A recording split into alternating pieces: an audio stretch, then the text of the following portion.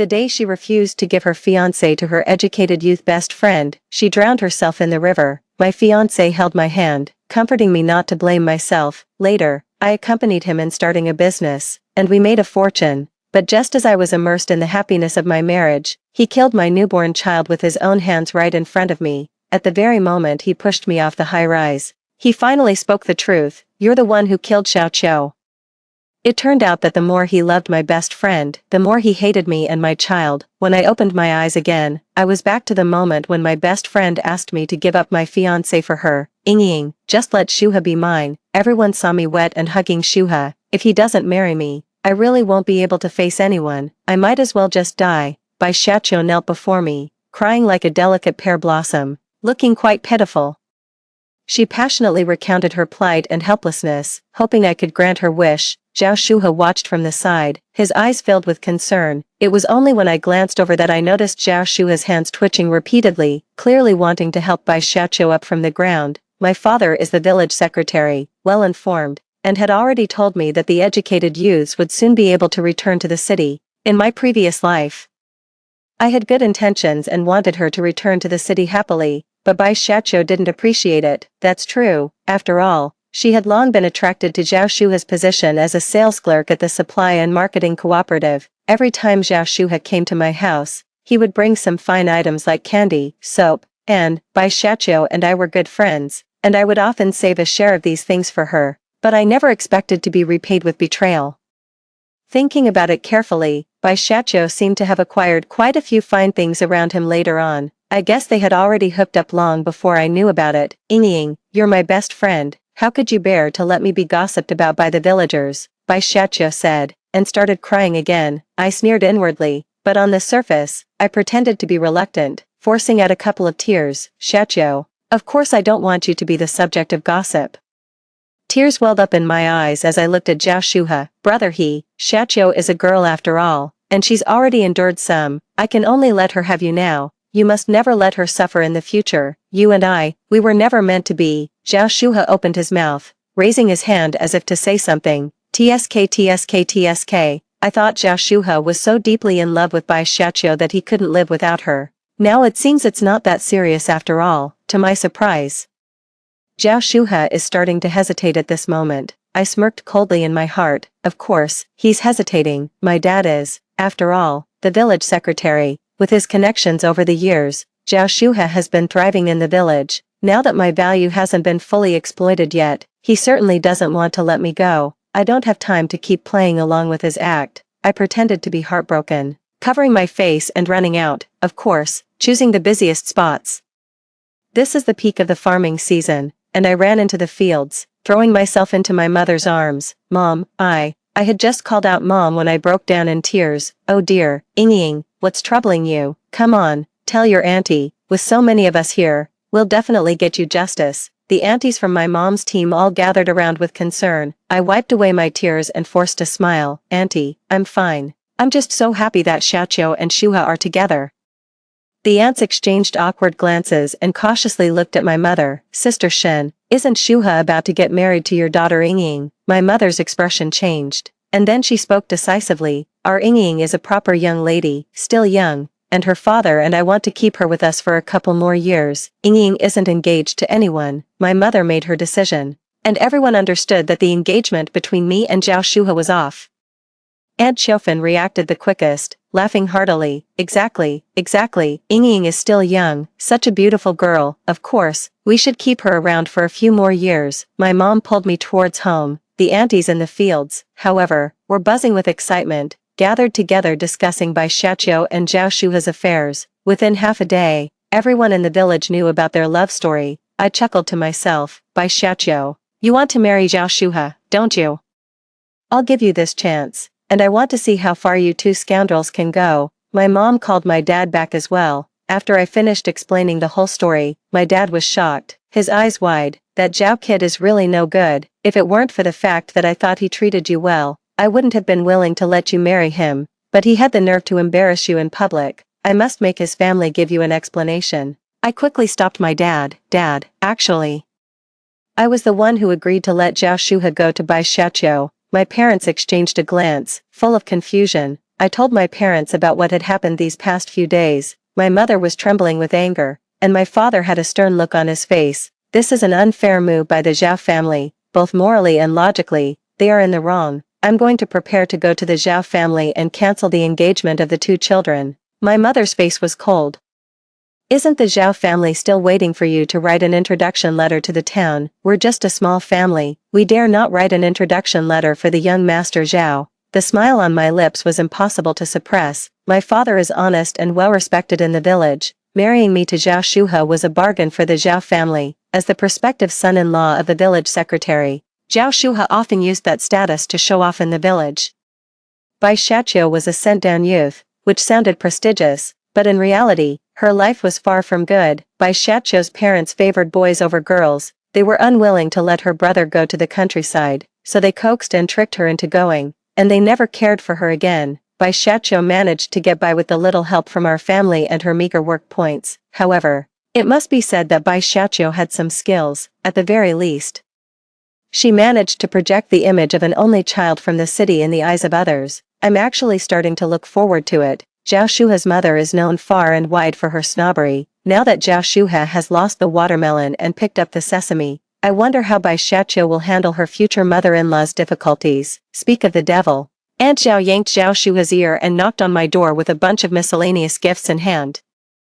Oh, my dear-in-law, I truly apologize. It's all because that little slut Bai Xiaqiu seduced my son. You can rest assured, I've always treated Yingying like my own daughter. Since our families are engaged, there's no reason to back out now. Aunt Zhao's small eyes were filled with calculation, and it was laughable how she thought she was being sincere. Zhao Shuhe was pushed in front of me by Aunt Zhao. He stammered, Yingying, I was confused. The girl I want to marry is actually you.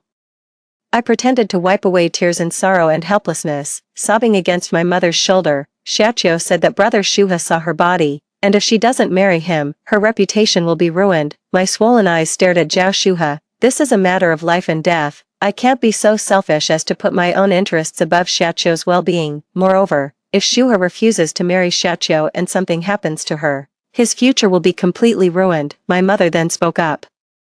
Yingying makes a good point. This matter has already spread. If Shuhe doesn't marry Xiaqiu, he might even be labeled a scoundrel. Aunt Zhao and Zhao Shuhe also changed their expressions. The mother and son are both selfish and vain, and they dare not bear any blame. To be honest, I didn't really care much about Zhao Shuhe. If Bai Xiaqiu had been straightforward with me about her feelings for him, I might have even tried to bring them together. Before today, I truly considered Bai Xiaqiu my best friend. I was always aware of her tendency to aim high but fall short, which is why I advised her to wait a bit longer. I'm not so naive anymore. Bad people get their just desserts. I'm really looking forward to seeing how Bai Xiaqiu and Zhao Shuhe end up. I haven't forgotten what Zhao Shuhe said after pushing me down the stairs. If it weren't for you, my wife would be Xiaqiu now. You're the one who killed her. You and your child should both die for her.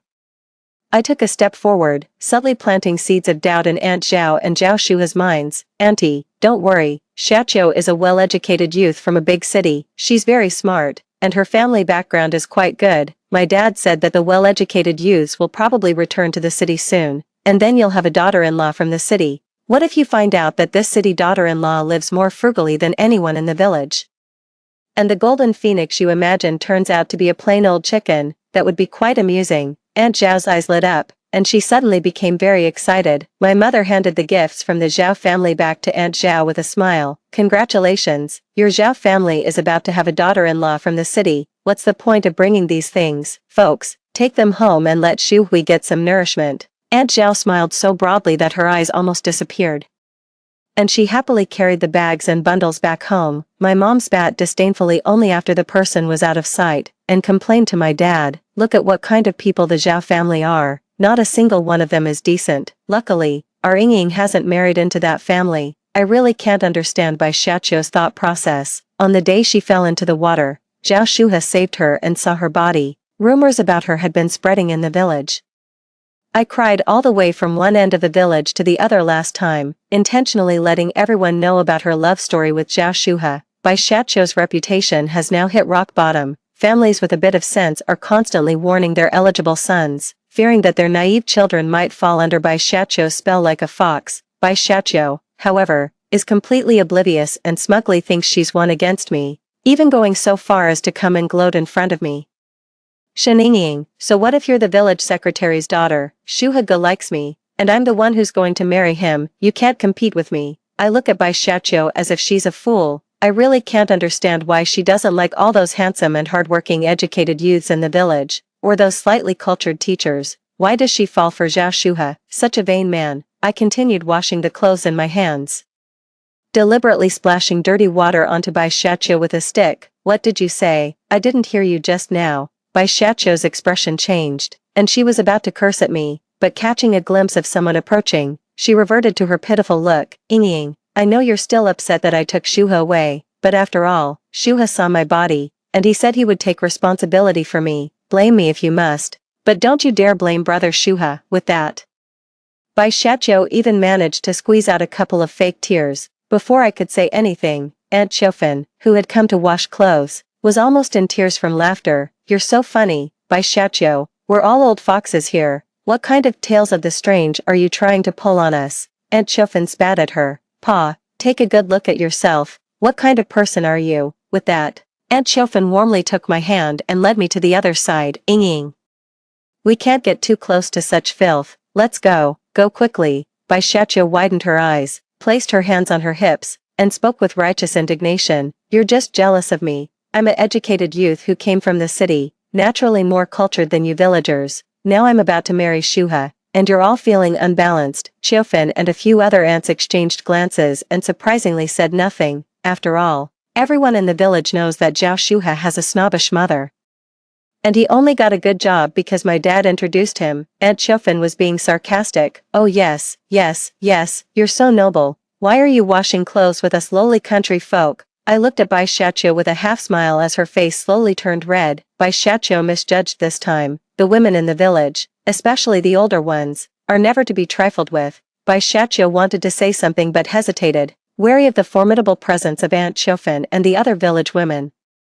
Eventually, she left with an awkward expression. Bai Xiaqiu was attracted to Zhao Shuha's material wealth, while the Zhao family was drawn to Bai Xiaqiu's identity as a city-born educated youth. Regardless of what the villagers thought, both parties were quite satisfied. Bai Xiaqiu feared I might regret taking Zhao Shuha away, while the Zhao family worried Bai Xiaqiu might never return once she went back to the city. The two sides quickly agreed and set an early wedding date. Zhao Shuha wasn't a generous person, and Aunt Zhao was even more miserly. Bai Xiaqiu and Zhao Shuha's wedding could be described as extremely hasty. The Zhao family hung a couplet at the door, put up a few happiness characters in the courtyard and house, and even the wedding banquet was extremely meager.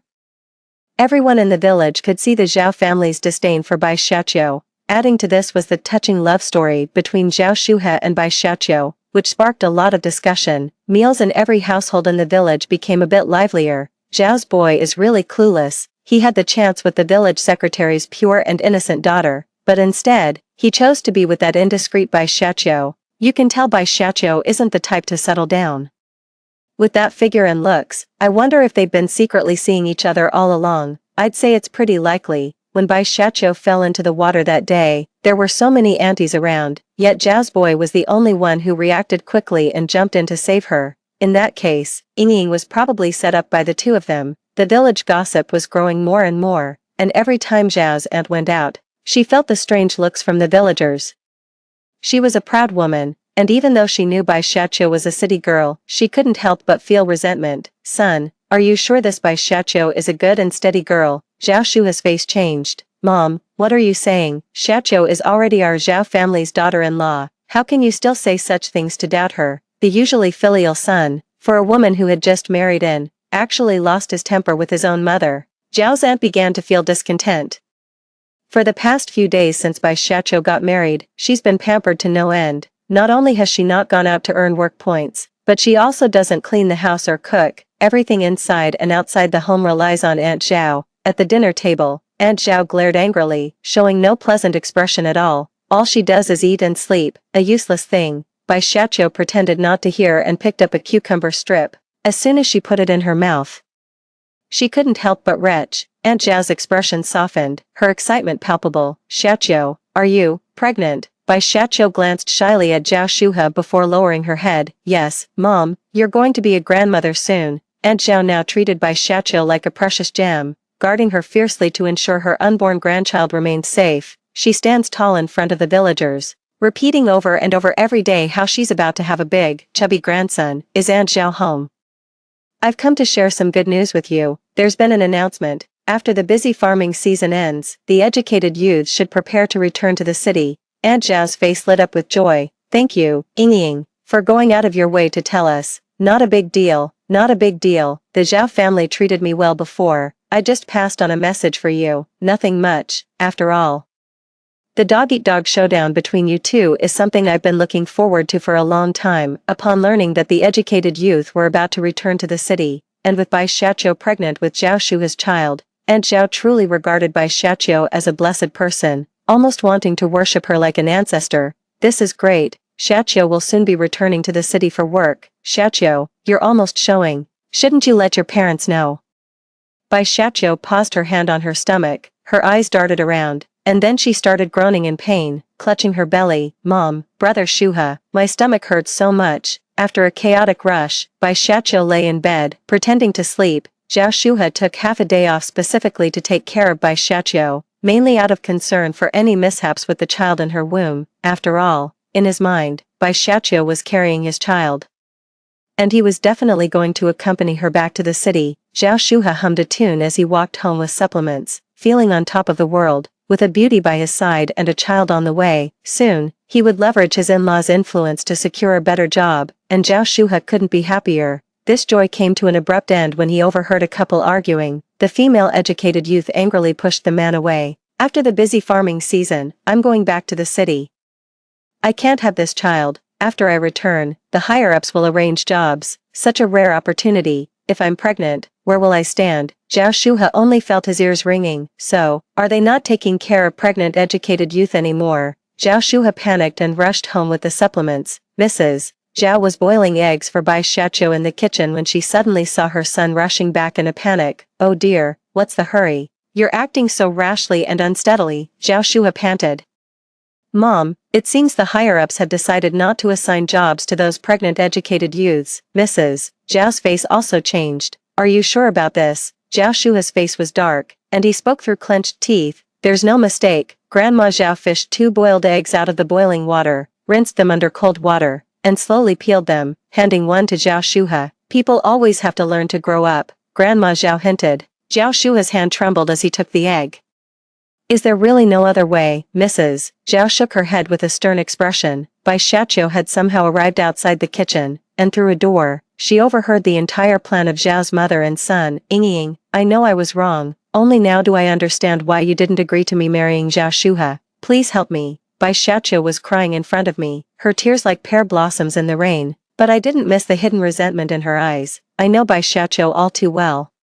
She's a beautiful snake, currently in a weak position, trying to get me to help her. Once she gets through her tough time, her fangs will snap my neck. I looked at Bai Xiaqiu kneeling in front of me, her snot running down her face, and I spread my hands. This is your Zhao family's internal matter, and there's not much I can do to help, but our clever Bai Jiqing must have a plan, right? After Bai Xiaqiu returned to the Zhao family, she clearly felt an indescribable awkward atmosphere permeating the house from the moment she stepped in. Zhao Shuha spoke with feigned concern but underlying dissatisfaction. Xiaqiu, where have you been? You didn't even tell Mom and me. We were both so worried. Bai Xiaqiu remained silent, her eyes fixed on the herbal medicine packet in Mrs. Zhao's hand, her tone completely flat. Is Mom sick? Why did she bring back a packet of traditional Chinese medicine? Mrs.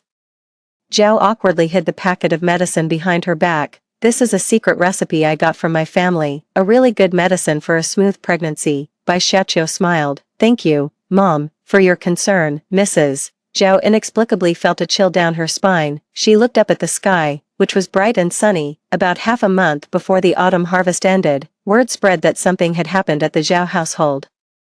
After Bai Xiaqiu drank the so-called fetal stabilizing medicine given by Madame Zhao, she felt a sharp pain in her lower abdomen. She looked down and saw blood slowly spreading on her pants. Bai Xiaqiu had already prepared herself to give up the child, but she hadn't expected the process of abortion to be so agonizing. Bai Xiaqiu held her stomach with one hand and tried to grab Zhao Shuha's sleeve with the other. Brother Shuha, I'm in so much pain, please go call the doctor from the clinic.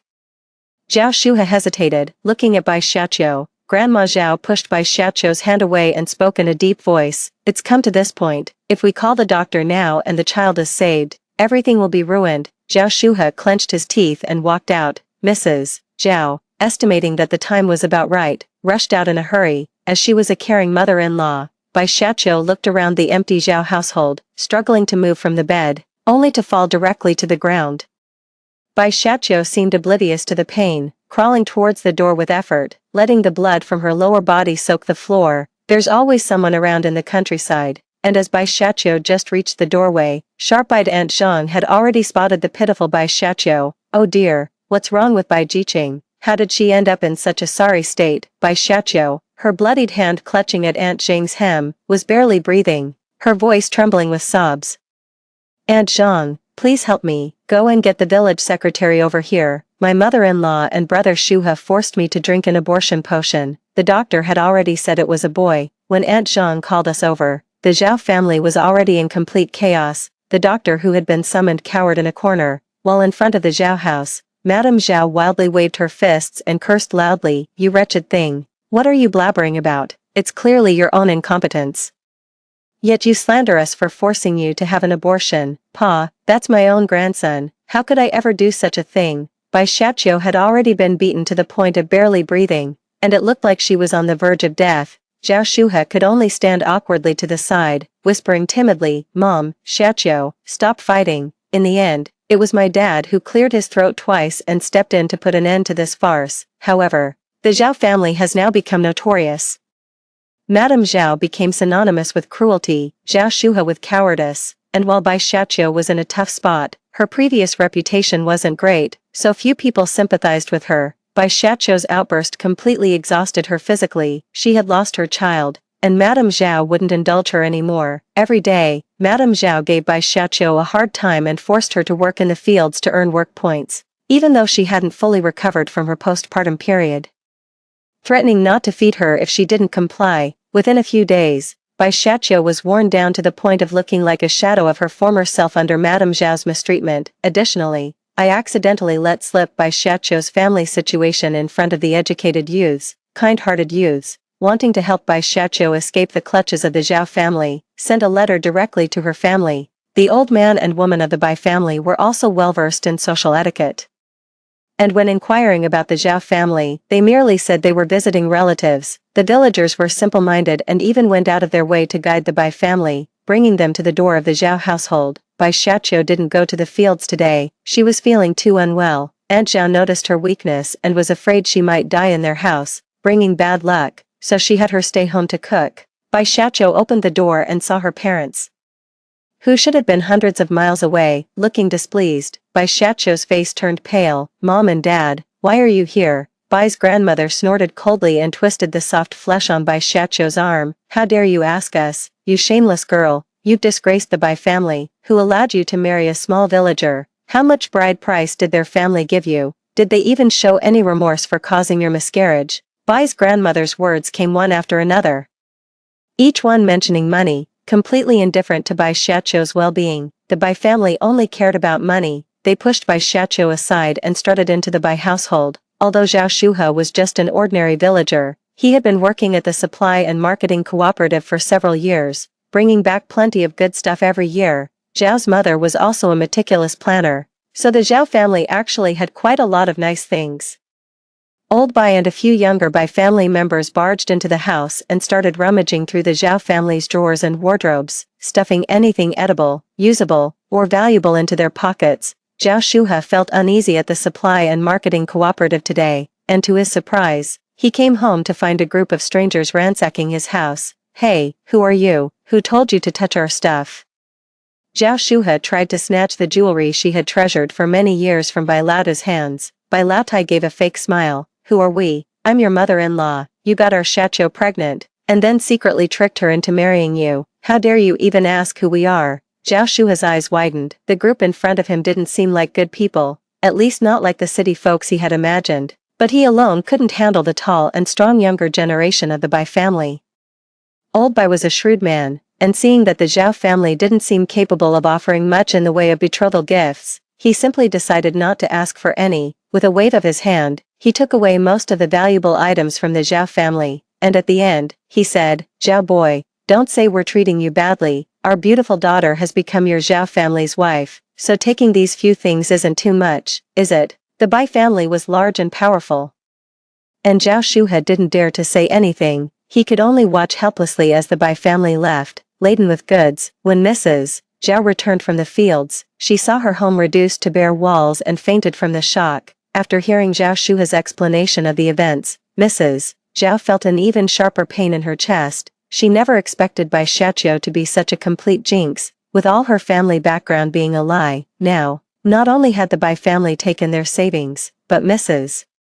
Zhao had also developed a deep hatred for Bai Xiaoqiu. "I started my own business with the little money I had saved, relying on the memories of my past life. I almost made a fortune, so I went on to establish my own company. When I returned home again, my assistant drove the car straight to my doorstep. The villagers hadn't seen many cars before, and seeing the overflowing gifts in my trunk, their eyes almost popped out. Wow, Ying has changed so much in just a few years, right? You've become even more beautiful, and you're looking great too. Ying, you must have made quite a bit of money out there." "Huh," I smiled and said, "I just did a little business, not much profit," but my dad said, "No matter how much I earn, I must never forget my roots." I brought back some local specialties from outside. "I'll have my assistant deliver them to the aunties shortly." The villagers finally left reluctantly. I vaguely saw a dirty-looking man in the distance, sneaking a peek at me. When he noticed my gaze, he awkwardly ran off, his limp making his hasty retreat look just like that of a dog.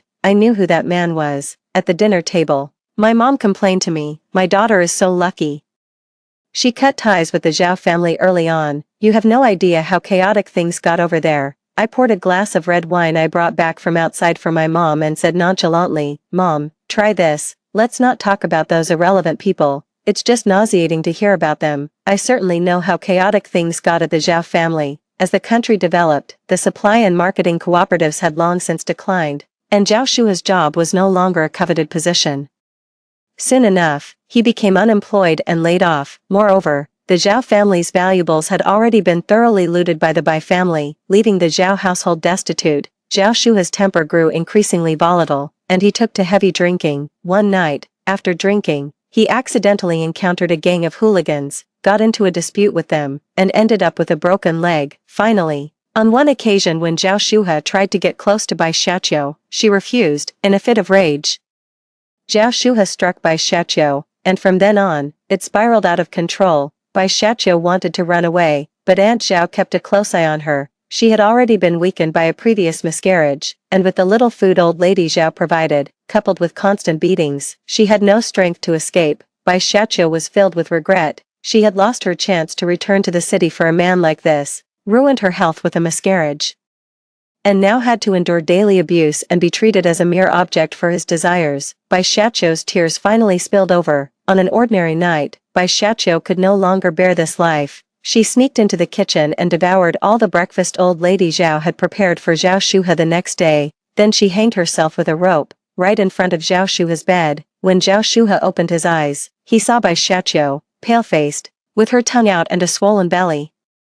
That's when Zhao Shuhe went mad. In the poverty-stricken Zhao household, Zhao's old lady worked tirelessly to earn those meager work points, all to support her simple-minded son. One day, Zhao's old lady never got up to make breakfast for Zhao Shuhe. The Zhao family was left with only a fool who would scavenge for trash to eat or fight with dogs over food. Later, unnoticed by anyone, one fool disappeared from the village, and everyone assumed he had died.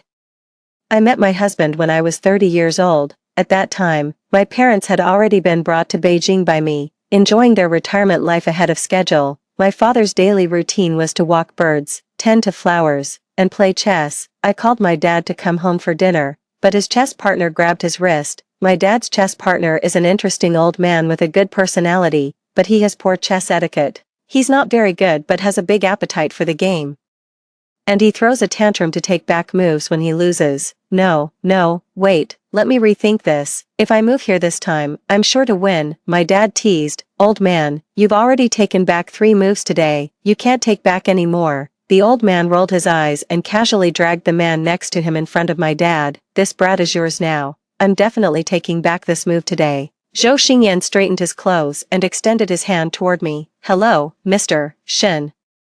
I've heard so much about you. What happened next was only natural. Next, let's listen to the following story. When my husband and I went to the orphanage to adopt a child, I suddenly saw a row of comments. Great, the heroine is finally going to have real family members. But the villainess next to her looks so pitiful. If she hadn't been left unadopted, she wouldn't have grown up with that personality. Stop being so soft-hearted. Thinking about how she's going to treat my sweet baby in the future makes my heart ache. I was taken aback. Glancing at the timid girl beside me whose eyes brimmed with longing, I bent down and spoke softly. Will you come home with me, too? Hearing my words, the girl suddenly looked up at me, a glimmer of hope flashing in her eyes, then quickly lowered her head again, tightly clenching her hands. The barrage of comments flew by at lightning speed. No way, are you kidding? I've watched this drama over a dozen times. Why did the plot suddenly change? Why would the heroine's mother suddenly decide to adopt the villainess? Last night, the villainess was still trying to cut up the heroine's clothes to embarrass her in front of her mother. I looked at the girl with some surprise. She seemed quite timid, yet she had her own little schemes. That's great, it shows she's smart. And I won't have to worry about her studies in the future. The director hadn't expected this outcome either. She looked at Ruan, who was on the verge of tears, and asked with a hint of heartache, although Chi-Chi is also good, Ruan is a kinder and more adorable child, are you really not considering her? Hearing the director's words, I keenly noticed a shadow of gloom in Chi-Chi's eyes. I walked over and took her hand under her surprised gaze. Who said I was only adopting one? I like both of them, isn't that okay? After completing the formalities, my husband and I took Chi-Chi and Ruan home together. My family's conditions aren't the best, but they're not bad either. The house is a large flat on the 3rd Ring Road, with 4 bedrooms. Auntie, I'm afraid of the dark. Can I stay in the room closer to you? Her soft, small body only reached my waist high. When she looked at me, her eyes sparkled, and my heart melted. Who wouldn't love such a lovely girl? I was about to agree when I noticed Chi-Chi standing silently beside me. She squinted at Ruan, as if pondering something. The bullet screen flashed quickly. Just by looking at this expression, you know the female antagonist is up to no good again. Last time it was cutting clothes. The time before that it was pouring hot water. What is she planning this time? Why did the heroine's mom adopt her? What if it disrupts Softa's living environment? Who knows if the supporting female character will make poison and dose the heroine's family in the middle of the night? She wasn't innocent in her previous life. Poison. My heart skipped a beat. Homemade. How good must one be at chemistry? My daughter is amazing. I looked at Chi-Chi with admiration, and upon receiving my gaze, she quickly turned her head away. I reached out and patted her little head. Since I wanted to ask for your opinions, I haven't finished decorating your rooms yet, so for now, would it be okay if you all slept with Mom? Okay, I'll do whatever Auntie says. Softly agreed obediently. Chi-Chi, on the other hand, looked down at the floor, her feet awkwardly tangled together. After a long pause, she finally uttered coldly, no. I asked patiently, why not? Chi-Chi raised her head, her gaze icy. If you want to be with her, just say so. There's no need to drag me along. I don't care. That's what she said. But Chi-Chi's back was tense, like a little hedgehog. It seemed that if I said anything unpleasant, she would quickly retort, but Mom is scared at night. Obviously, she didn't expect me to say that. What? Chi-Chi suddenly looked up, staring at me strangely. What are you afraid of? I looked completely unfazed, scared of the dark. But you're not a child. A woman is forever a little girl. Ever heard that saying? A hint of confusion appeared in Chi-Chi's eyes. And only then did she seem like a child her age. I patted her shoulder with an air of pretentious profundity. Look, there's so much you don't know. You really need to go to school and study hard. Chi-Chi's face twisted like she was constipated, as if she wanted to argue back but couldn't find a reason. The smile on my face deepened. What's so bad about being the villainess? Humph. She's still firmly in my grasp. I turned on the TV and gave Ruan Yuan the tablet to prevent the 2 kids from arguing, one for each, to ensure fairness. I asked my husband to teach the 2 kids how to watch cartoons, and then I went to the kitchen to cook. Halfway through cooking, the bullet screen in front of me suddenly started scrolling quickly again. I knew it. The evil female is just evil, and she's bullying our softie again. I had a feeling she was plotting something when she went silent. How long has the heroine's mom been gone? She's already causing trouble again. My eyebrows shot up, and I quickly put down the kitchen knife and rushed to the living room. It was then that I noticed an odd atmosphere in the living room. My husband was holding a sobbing Ruan. comforting her continuously. Chi-Chi stood off to the side, arms crossed, watching them, her body tense. On the ground lay a tablet with a shattered screen. I pulled Chi-Chi into a tight embrace. What's wrong, sweetheart? Can you tell mommy what happened? The bullet screen has already filled me in on the details. It seems that Wan wanted to play with Chi-Chi's tablet, but Chi-Chi refused. During the struggle, Chi-Chi accidentally threw the tablet, and Wan was so scared that she started crying. The small body in her arms was very stiff. She squirmed a few times, realizing she couldn't break free, and then spoke coldly, "Why didn't you ask her?" "For some reason, my heart ached. Mom will ask the older sister first, and then the younger sister later," Chi-Chi sneered. "She's not my sister." I noticed that Chi-Chi seemed extremely repelled by the term sisters, and there was an undeniable disgust when she mentioned it. "Tell mommy, what just happened?" "Okay." Chi-Chi stared at me for a while, as if confirming something, before awkwardly saying, "She wanted to take my stuff, I didn't want to, and then I accidentally threw it away." Chi-Chi pursed her lips and repeated, "It was an accident, not on purpose." "I can pay you back," I chuckled. "Where are you going to get the money to pay me back?" Chi-Chi spoke clearly. "I can collect 50 empty bottles a day, sometimes up to 100 if I'm lucky, which earns me 5 yuan. I also copy homework quickly, 10 assignments a day at 2 yuan each, so that's 20 yuan. On weekends, I help wash dishes for others, but because I'm young, they deduct my pay, so I only make 30 yuan a day. That adds up to 185 yuan a week. Don't worry, I will definitely pay you back." Suddenly, I feel that having a child who is so good at math isn't necessarily a good thing. I fell silent. The barrage of comments that were flying by suddenly went blank. After a while, someone finally asked, "Was the female supporting character really that miserable before?" I just looked up the female supporting character's background. She lived with her stepmother, who often didn't feed her, so she had to scavenge for trash and copy homework to make money. It wasn't until her stepmother died that she was sent to an orphanage. Sigh, she was actually quite pitiful, but being pitiful isn't an excuse for her to be so malicious, is it? I closed my eyes, no longer watching the comments, and hugged her tightly. "Mom doesn't need you to compensate for anything, nor does she want you to do these things to make money. Mom took you in to let you grow up happily, okay?" The tense body in my arms gradually relaxed. Her voice was barely audible. "Okay." Only after calming down did I let go of Chi-Chi. Then I crouched in front of Wan. "Tell Mom, is what sister said true?" Wan Yuan lowered her head, pouted, and whispered, "There's no cartoon I want to watch on TV." I secretly blamed myself. I still didn't consider everything thoroughly. I reached out and stroked the soft, fluffy head. "Mom will buy 2 more tablets, one for you and one for your sister, but I have a request." I reached out to Chi-Chi and pulled her closer. "Softie, you need to apologize to your sister because it's wrong to take her things without her permission." Softly seemed half understanding. Her face flushed red, and she whispered, "But that's not your sister's thing." I said sternly, "But the item is in your sister's hand, and she temporarily possesses it, so you can't take it without her permission. The same applies to your sister. This time, you were wrong, so you need to apologize to your sister. If your sister made this mistake, I would also have her apologize to you." Softly's mouth twisted, and it seemed like she was about to cry again. My husband was starting to feel uncomfortable and looked at me as if he wanted to say something, but I stopped him with a single glance. Before we adopted, my husband and I had agreed that since I was sacrificing a part of my career and most of my time for the child, I must have absolute say in their education. Chi-Chi noticed my husband's expression and clearly became nervous.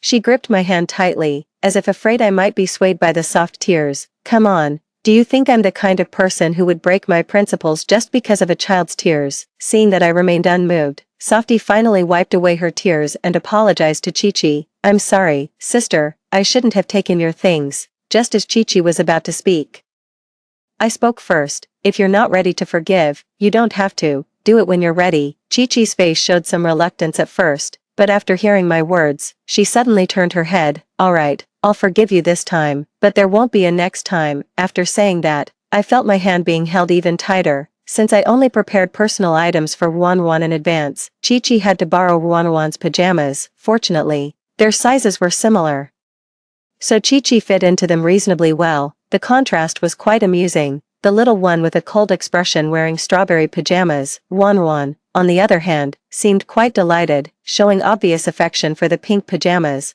While my husband took Wan to wash up, I quietly said to Chi-Chi, "If you like other styles of pajamas, I'll pick out a different one for you when mom goes to the mall tomorrow. Chi-Chi was a bit surprised. She stared at my face and didn't say a word. Her facial expressions changed repeatedly, finally settling as if she had made some decision. I touched my cheek and teased her. Does mom's face have flowers on it? She hesitated and shook her head. Just as I turned off the light and lay back in bed, something small suddenly crawled onto me. In the darkness, Chi-Chi's muffled voice came, "I'll protect you." It took me a while to realize she was talking about my fear of the dark. As expected, I woke up with sore legs and arms from being pressed on. My husband set breakfast on the table and teased me about whether I had a rough night with the two kids. I looked at Chi-Chi and smiled. Indeed, fighting monsters. If it weren't for someone protecting me, I reckon I'd be done for. Chi-Chi turned her head away to avoid my gaze, but her earlobes turned slightly red. In the afternoon, I took the two kids to the mall to buy daily necessities, and on the way, I discussed with the little ones their preferred interior design styles. As expected, Wan loves the beautiful princess room, while Chi-Chi prefers a simple style, with the only requirement being a large bookshelf. As for the choice of rooms, adhering to the principles of fairness and justice, naturally, we drew lots. In the end, Chi-Chi drew the room across from mine, and Wan's room is next to Chi-Chi's, with both sharing a balcony. After the house was renovated, both kids were used to sleeping with me. And it wasn't until half a year later that they started sleeping in their own rooms. Time flew by, and in the blink of an eye, 5 years had passed. The two children had also started middle school one after the other. During this period, Chi-Chi and Wan got along relatively well, though there were occasional conflicts. They quickly returned to calm. The only issue was that Chi-Chi seemed to have always disliked Wan and was unwilling to interact with her. My husband privately discussed this matter with me, asking what we should do about it. The two sisters lived at home like strangers, even sharing a balcony that was divided in half, one side with potted plants and a recliner, the other with toys and small stools. Occasionally, Wan would call Chi-Chi's sister on her own initiative, but Chi-Chi would only address her by name unless absolutely necessary, although I comforted my husband by saying it was okay. After multiple failed attempts to mediate their relationship, I went back to the orphanage to talk to the director. It was only then that I learned that at the orphanage, all the other children, including the caregivers, liked Wan, while no one liked the eccentric Chi-Chi. Even when Chi-Chi and Wan have conflicts, I always advise Chi-Chi to give in to Wan, just because Chi-Chi is older. No wonder Chi-Chi dislikes Wan so much. Thinking about this, I feel a headache coming on. But before I could continue planning the next step in the mediation, the barrage that had been in front of me for 5 years caught my attention again. Great, the male lead is coming, and Softy will finally have someone to protect her, I declare. The plot is officially entering the main storyline. It's my favorite love triangle. Every day watching this evil female supporting character bully our Softy, I feel like I can't reach through the screen to slap her, now that the male lead is here. The supporting character will fall madly in love with him, and then we can watch the male lead the female supporting character. Supporting female lead, male lead, love triangle. It took me a while to recover from the barrage of comments. My two precious daughters are only in middle school. What are you talking about? It was a Wednesday, and the first-year students wouldn't finish class until 8 p.m., since our home is only a 10-minute walk from the school.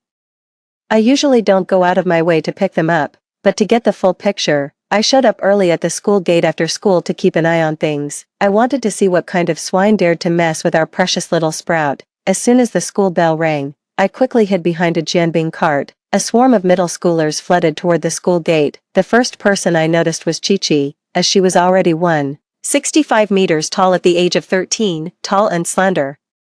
Standing out in the crowd, as soon as she stepped out of the school gate, she took out a pair of wired earphones from her pocket, put them on, and walked straight home with her hands in her pockets. Knowing that the sisters didn't get along, I wasn't surprised she didn't go home with Wan Yuan. The live chat was scrolling quickly, with everyone worried about Wan Yuan and the so-called male lead because of my unusual actions today, afraid that I would catch them in their puppy love and break them up. Following the hints from the comments, I quickly spotted Wan Yan. Wan Yan had 2 braids, pulling her school bag strap as she walked, followed by a tall boy. The comments buzzed with excitement, praising the male lead for his good looks and how well he matched Wan Yan. In that short stretch of road, the boy named Jiangchen tugged on Wan Ruan's braid 5 times, her backpack 3 times, and twice ran in front of her to forcibly grab her attention. The bullet screen went wild, indeed. Liking someone means constantly trying to grab their attention. Wow, the perfect height difference, so much CP vibes. But I feel like Softy isn't too keen, huh? Oh, young girls are like that, they have thin skin, but deep down, they're probably over the moon. Seeing the crazy comments in the live chat, I felt a blackout. So what if he's handsome? Haven't you noticed that my Softy is already showing clear signs of impatience? Can you really ship this, at this point? The two of them had reached a fork in the road not far from the school. Seeing that Jiang Chen was still following Ruan, it seemed like he was determined to see her home. I couldn't hold back any longer and was about to make my move when suddenly, another slender figure emerged from the shadows of the corner. Stay away from her. Chi-Chi took off her headphones, wrapped the cord neatly, and put them in her pocket. She looked at Jiang Chen, revealing the expression that always gets comments saying, she's up to no good and wants to harm Ruanyan. Jiang Chen was displeased. Who do you think you are? Ruanyan was stunned, clearly not expecting Chi-Chi to be here. Chi-Chi ignored her and said to Ruan. Ruan didn't react. Come here. Chi-Chi frowned, just as I thought she was about to lose patience and turn to leave. Unexpectedly, Chi-Chi suddenly stepped forward and pulled Ruan behind her. Let's go. After saying that, she firmly held Ruan's hand, not allowing any objection, and strode towards home. Ruan couldn't keep up with her long strides and had to jog behind her. Jiang Chen instinctively wanted to follow, but heard Chi-Chi say coldly, if you come any closer, I'll go to the dean and tell them you're harassing a female student. The phrase dean still carried too much weight. Jiang Chen quickly stopped in his tracks. He called out unwillingly from behind, no, who are you? I'm her sister. Jiang Chen had nothing to say. His expression was a bit constipated. He muttered to himself, no, I just wanted her to help me with my homework. Why does it feel like I'm some kind of bad guy? No sooner had he finished speaking than a Maybach slowly pulled up beside him. The window rolled down, revealing a woman with big wavy hair and bright red lips, who took off her sunglasses. Hey, big boy.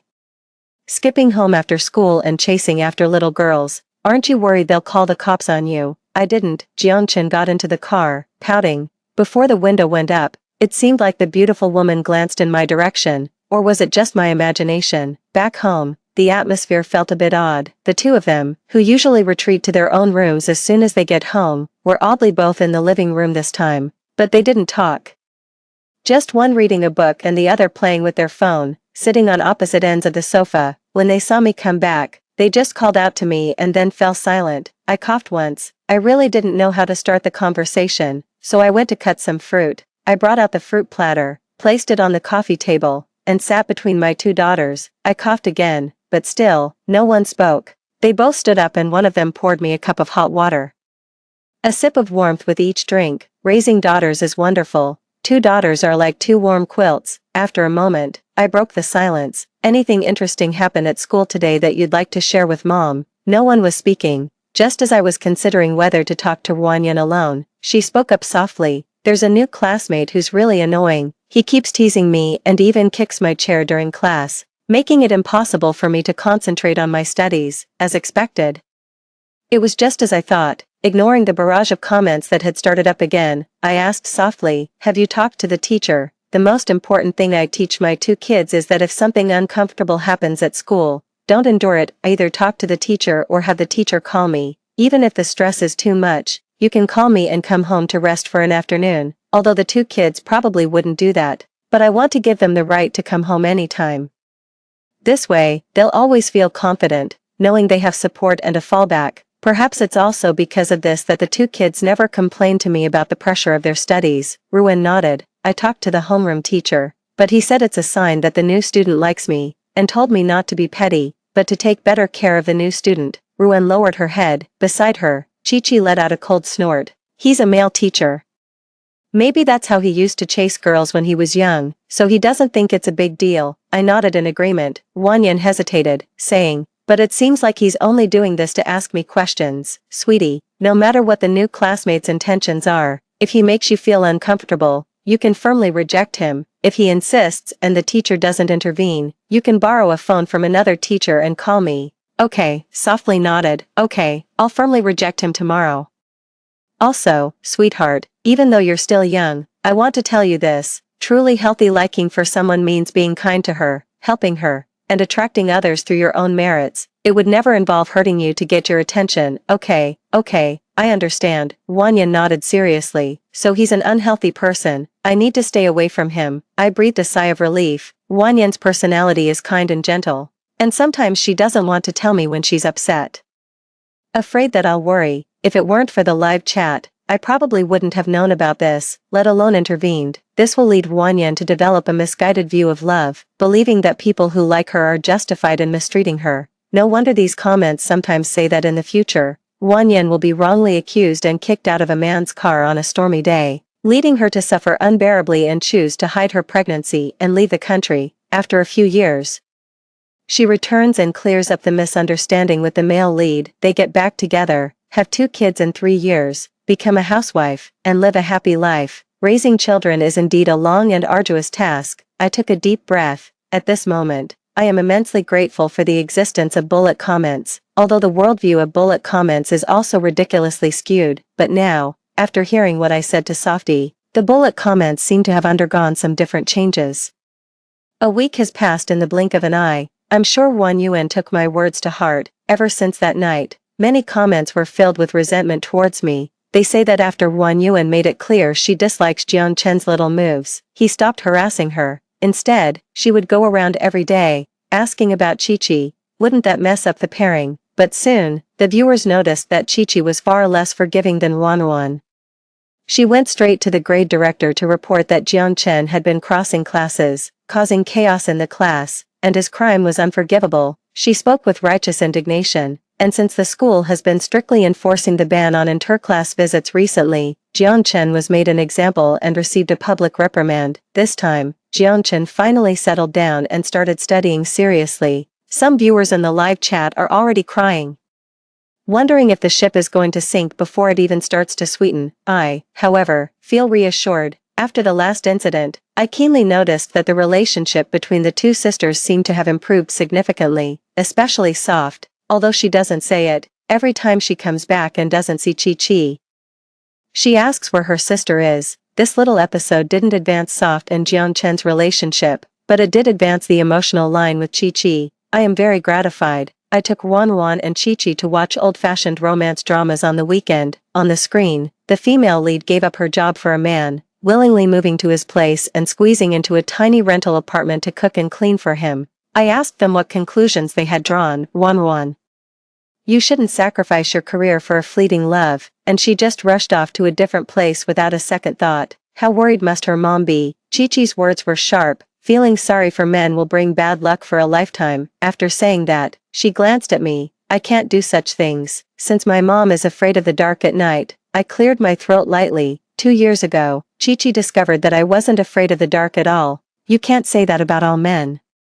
Not every man is incapable of empathy. After all, your father and I have a good relationship. But in any case, no matter when or where, stay away from people who make you worse. That's the truth. The 2 children nodded in unison. A few days later, I found a classic romantic movie for them to watch. In my view, love is not a taboo subject. It is a natural human choice and the muse of art. This incident reminded me that the shaping of one's view on love should start early.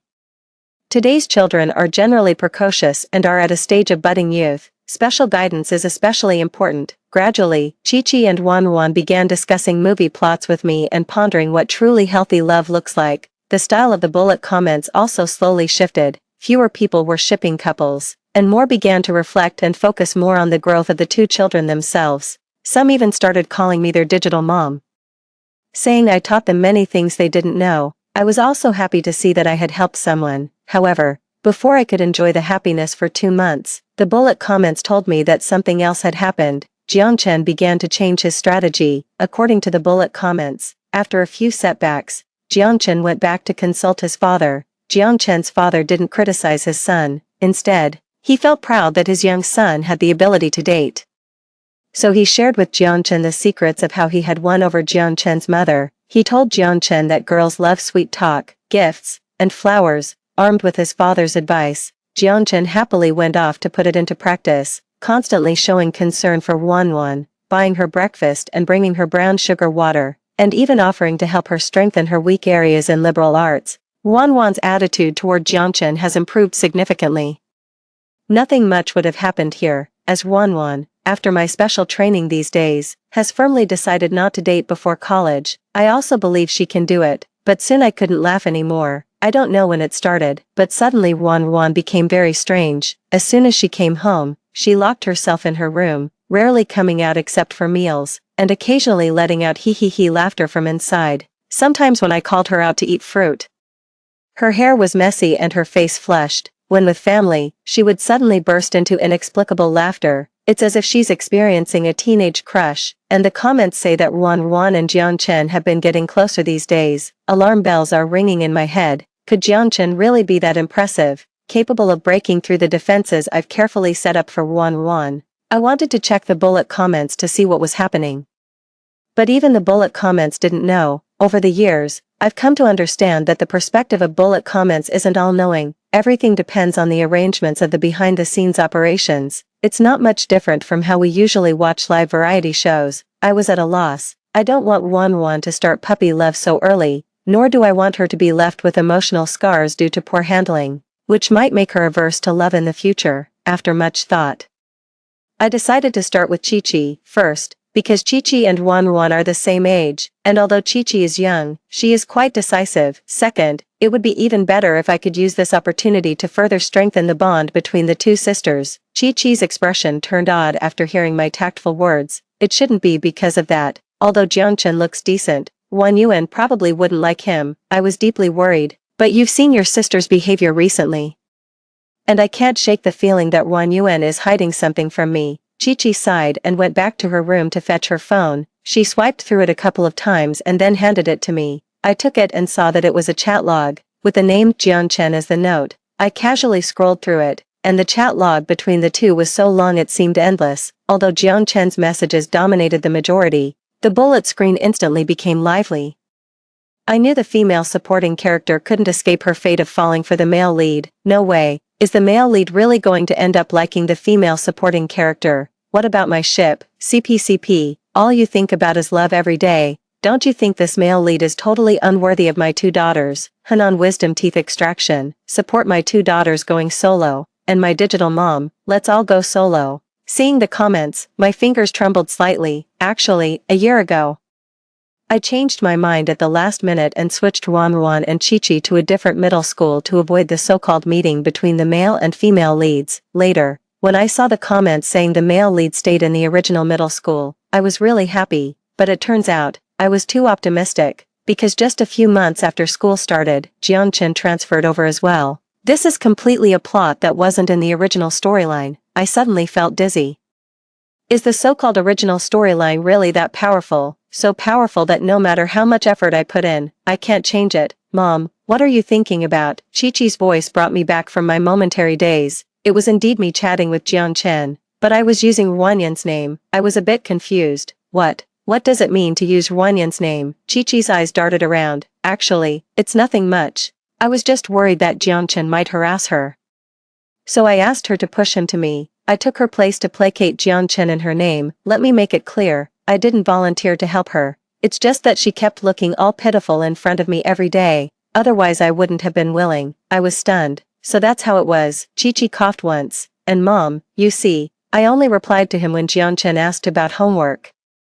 I ignore his messages most of the time. That's true. I'm completely at ease now. But since Wan already rejected Jianchen, wouldn't it be better to just not add him? I asked, puzzled. Upon hearing my words, Chi-Chi's expression suddenly grew serious, her face filled with, I spoke as gently as possible. It's okay, sweetheart. If you're not ready to say it yet, you don't have to. Mom believes in both of you. Chi pursed her lips, as if she had made up her mind. Actually, Wan Yuan told me that even though she should really hate Jianchen, for some reason, she can't help but be drawn to him. After sending Chi to her room to sleep, I sat on the bed with my knees hugged to my chest. I don't know how to describe how I'm feeling right now. Anger, sadness, confusion, but more than anything, I am afraid. I fear that Wan Yuan will be hurt by Jianchen in the future. I fear even more that Chi will end up with the fate described in those comments.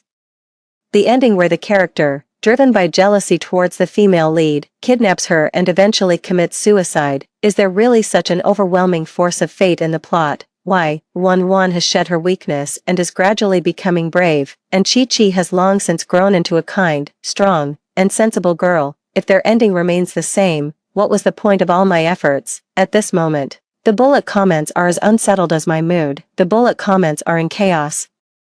But this time, most people are as angry as I am, with only a small portion still supporting the main couple. Countless people have come forward to speak up for me. They all said they would jointly petition the authorities to change our settings and give us a free world. I used to just watch it as a regular dating show, but now I'm increasingly feeling that they are real people. They are real people, and since this book spawned its own little world, we shouldn't treat them as mere paper characters anymore. Exactly. If cross-dimensional meeting services open, I would definitely go to visit my mom and daughter. Just sneak a peek. Stop with the love-struck comments. The silent majority has arrived. First time sending a comment. For my mom, I happen to know the planner of this variety show. I'll go talk to her. My brother has already gone. He said if it weren't for this variety show, his wife wouldn't have had a baby, haha.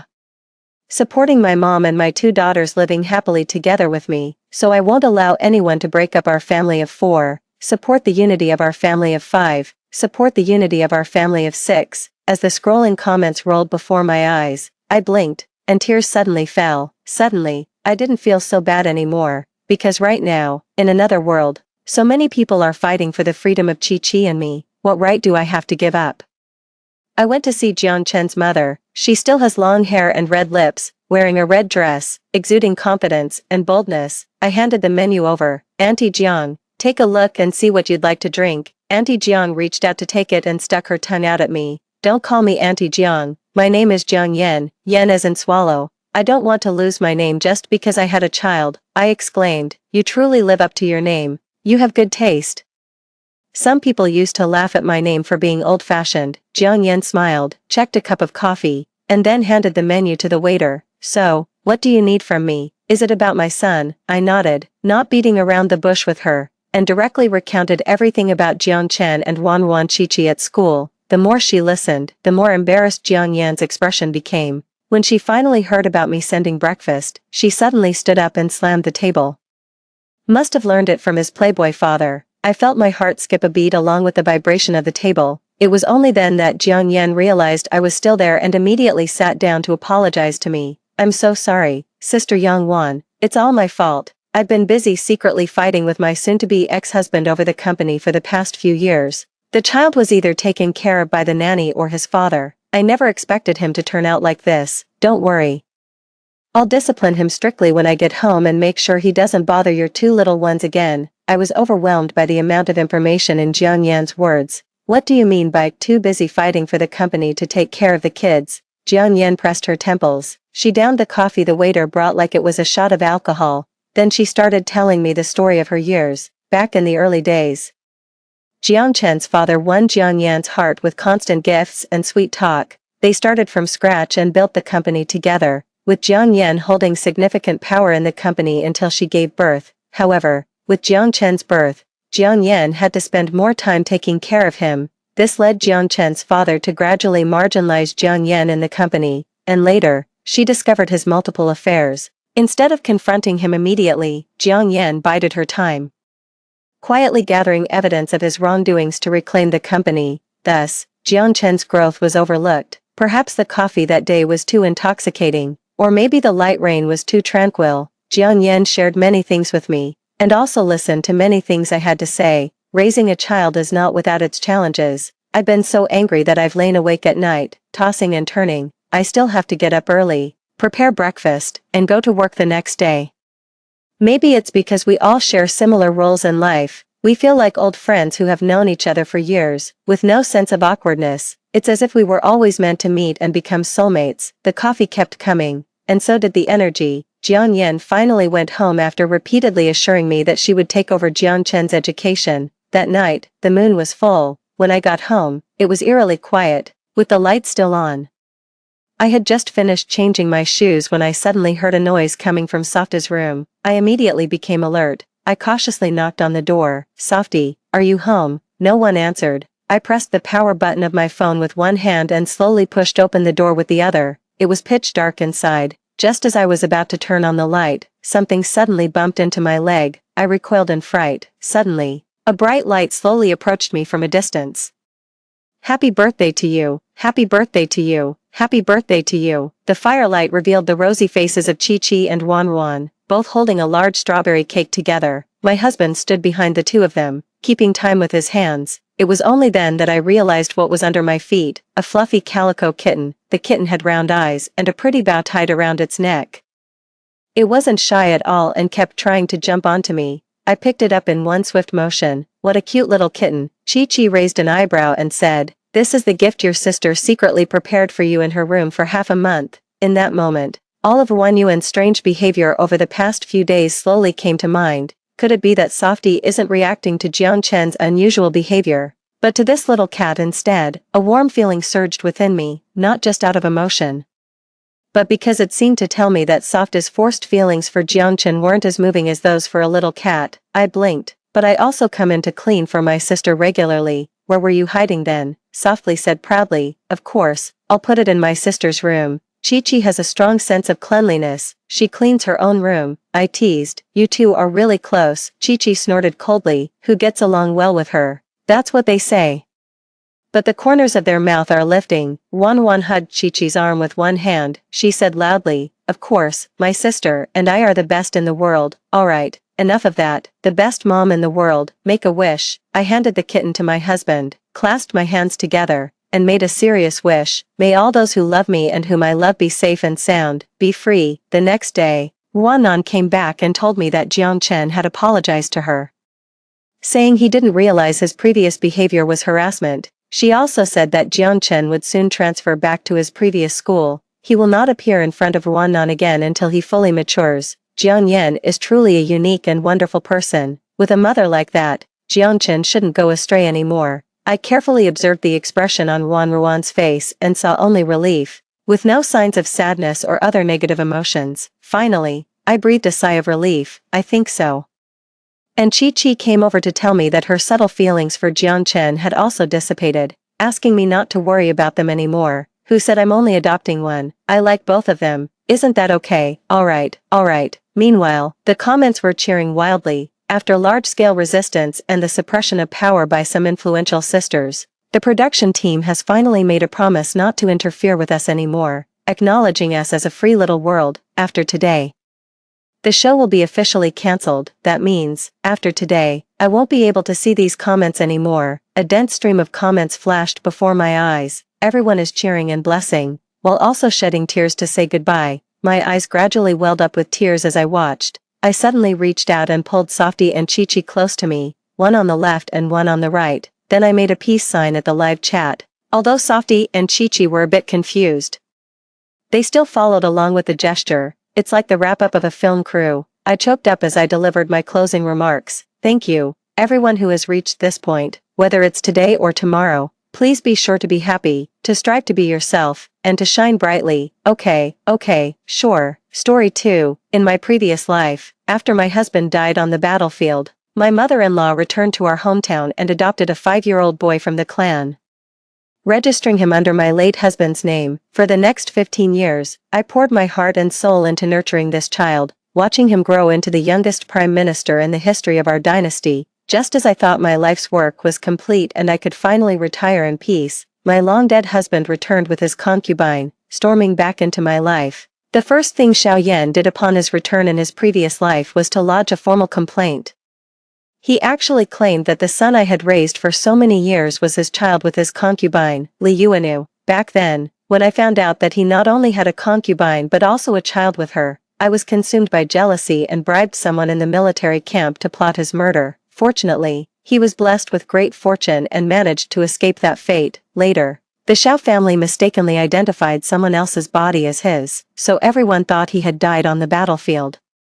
I also did not send anyone to pursue and kill him again. While fleeing for his life, Xiao Yan accidentally injured his head. It was only after all these years that he finally remembered everything. Xiao Yan also said that since I had no children of my own, and seeing that the child he had with his concubine was clever and adorable, I arranged for the child to be brought into the Xiao family and adopted under my name. I ended up with the honorable title of Mother of the Prime Minister for free.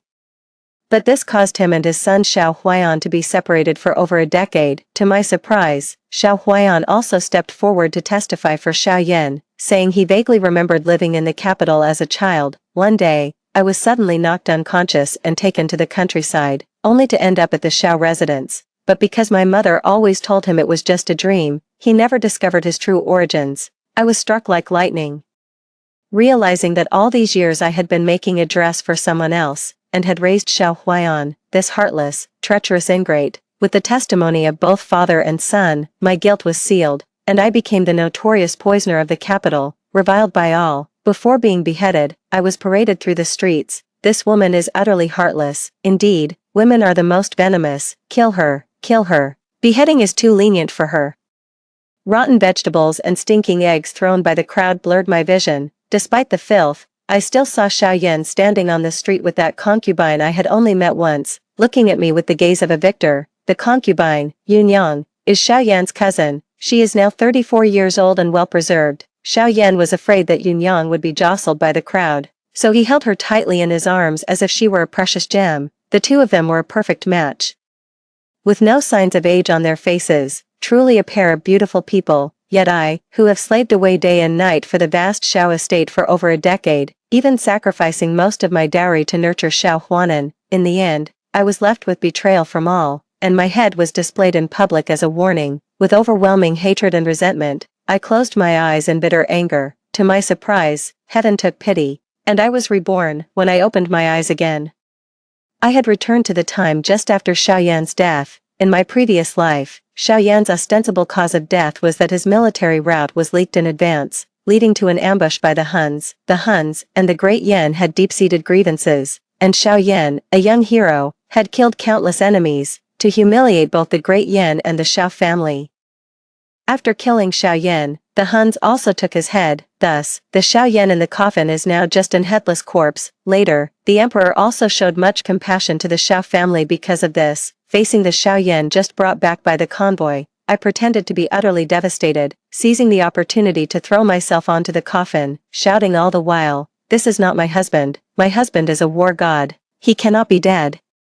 He also casually lifted the white cloth covering the top. Xiaoyan is meticulous in his work. Indeed, the corpse had a mole in the same spot as Xiaoyan. When he lifted the sleeve on the arm, even the scar was identical. How could this be? Is it really my husband? Mother, look quickly. The mole and the scar on its hand are exactly the same as my husband's. Xiaoyan's mother had to rush up to cover my mouth. In my previous life, one of the reasons Xiaoyan's lies were so easily believed by so many people was that I was so heartbroken at this moment that I couldn't bear to examine Xiaoyan's body closely and hastily buried him. Now that I've caused such a commotion, everyone believes this corpse is Xiaoyan himself. If he tries to resurrect himself again and claims something like it's fortunate that the Shao family accidentally took someone else's corpse years ago, no one will believe him. After all, even the moles and scars are identical. What are the odds of that? I can't wait to see how Xiaoyan plans to return after I make this scandal public. After putting on a show at the Shao residence, I secretly instructed my maid, Xiao Tao, to go to the Shao family's ancestral home in Gusu without waiting for Xiaoyan's mother to arrange anything.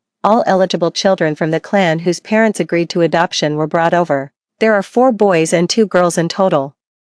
I nodded with satisfaction. Although widows are not prohibited from remarrying in our dynasty, men often have multiple wives. Having plenty of spare cash like me, and adopting 2 well-behaved and likable kids, could be quite a delightful thing. 3 days after the funeral, Madame Xiao, as in my previous life, brought Xiao Huaiyan into the mansion. Wanjun, come and take a look at this child. Madame Xiao called me over. This child is the spitting image of Xiaoyan, in my past life.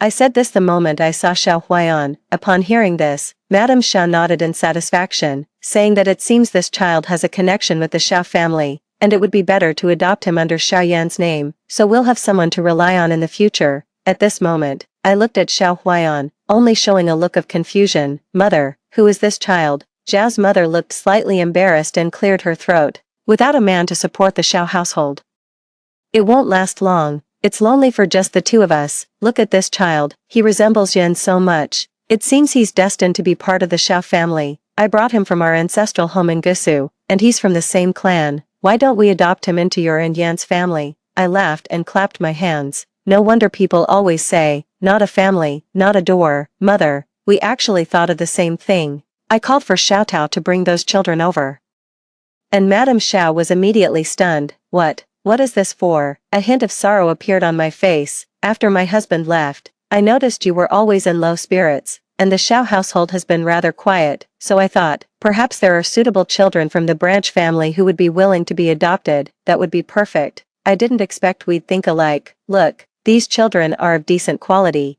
and since our Xiao family has always been short of heirs, why not keep them all? It would also bring joy to Mother. Mother Xiao clenched her teeth. How dare you act on your own without even consulting me? Still wearing an impeccable smile. I've been so busy lately that I forgot to tell you. It's strange, I said. I had all the eligible children from our hometown brought to the capital, so why wasn't this child included? Xiao Tao, what were you doing? Xiao Tao immediately knelt down. Please forgive me, madam.